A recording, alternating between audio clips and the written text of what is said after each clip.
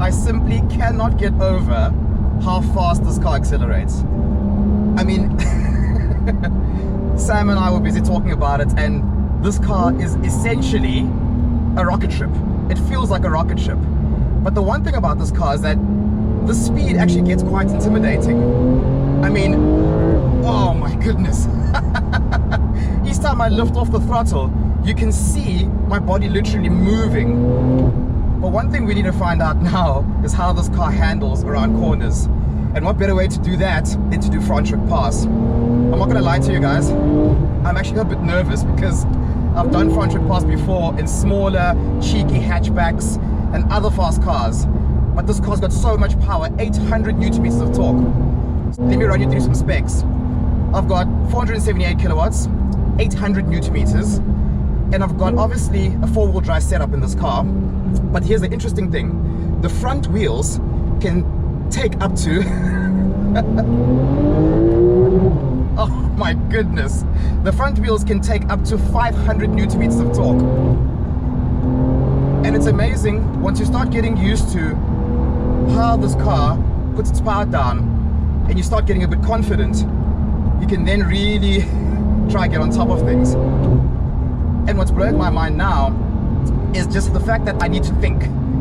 With this kind of car, you need to think. So normally, getting in and out of corners, you know, you can kind of plan your line. But in a car like this, you need to look before you accelerate. Of course, you need to do that in all types of fast cars, but more so in a car like this, because if you don't look correctly, you'll run into a wall.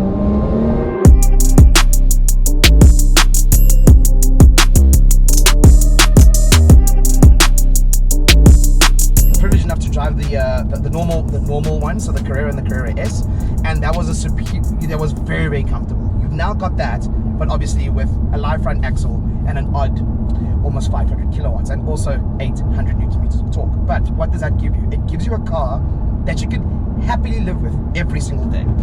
We're in quite a bumpy section of front trip pass in the Cape, and I'm not feeling it. And the reason why this is such a good comparison is that a couple of weeks ago we did a video, which you will see shortly, of the 911 99.2 GT3 RS, and I literally sat on the way to Midlands, literally just hopping and hopping and hopping and hopping, because as awesome as that car is, it was unhappy on bumpy roads.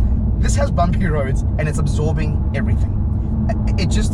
I now understand why people have these sort of vehicles, especially 911 turbos, and use them every day. Why? Because I'm an odd 6 foot I think, and I'm comfortable like no one's. I've got enough space, you know. I'm supremely comfortable even with my awkward shape. You've got enough passenger room on this side, you know, you're not reaching over, and of course you've got two small seats, so I can take my little kid in the car. So it's the perfect Porsche. It's got bang on performance. It goes like no one's been. I've never in my life felt this sort of. I've never been that scared at a first gear acceleration. I did not know what is happening, but you still can live with it happily on Rivonia road traffic. This is the perfect Porsche. It genuinely is the perfect Porsche, and we must start a GoFundMe, guys. I'm a nice guy. GoFundMe. Let's fund 4 million rand for Richard, and we can. It could be a community-based car. We can all share it. We'll have 52 weeks, 365 days. We'll all share it. I'll get a couple of days, and you as an audience, let's do it. I'll speak to the boys. Also, because I don't know how. Are you gonna go through life not having these cars? Because we have to give it back, and that's the saddest thing. I don't want to give it back. It's perfect. It's perfect.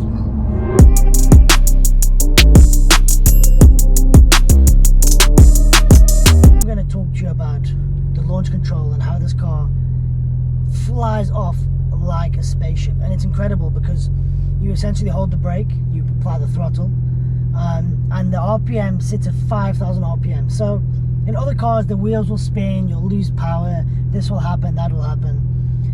In this car, the way it puts its power down and gets you to 100 k's an hour and even further it's really difficult to describe, because it's also feels extremely safe and extremely sturdy. So let me do it now. Blimey, that's 127 k's an hour. 127 kilometers an hour in that short burst there.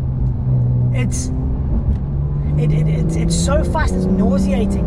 And after you've done a burst of acceleration in this car, you feel a weight on your chest. Like, that's the kind of performance we're talking here.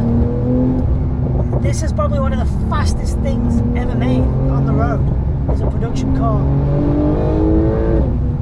I mean, I'm coming out of corners in third gear because second gear is too much.